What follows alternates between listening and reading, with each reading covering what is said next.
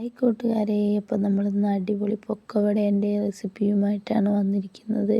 അപ്പോൾ നമ്മൾ കുറച്ച് കടലമാവ്, കുറച്ച് കോൺഫ്ലവർ, കുറച്ച് അരിപ്പൊടി, ഒരു പിടിക്ക് മൈദമാവ്, അതിലേക്ക് നമ്മൾ ഇഞ്ചി, പച്ചമുളക്, കരിവേപ്പില, ഉള്ളി, കുറച്ച് മുളക് പൊടി, കുറച്ച് ഉപ്പ്, ഇത്രയും സാധനങ്ങൾ നന്നായിട്ട് കുറേ നേരം നമ്മൾ എന്ത് ചെയ്യുക, റെസ്റ്റ് ചെയ്യാൻ വയ്ക്കുക. അതിന് ശേഷം നമ്മൾ ഇതുപോലെ ഒരു ചട്ടി, നല്ല ചൂടായിട്ടുള്ള എണ്ണയിലേക്ക് നമ്മൾ കുറച്ച് പൊക്കവടകളൊക്കെ എടുത്ത് ഇതുപോലെ നമ്മൾ ഇടുക. നമ്മുടെ കൂട്ട് ഇങ്ങനെയാണ് ഉണ്ടാവുക.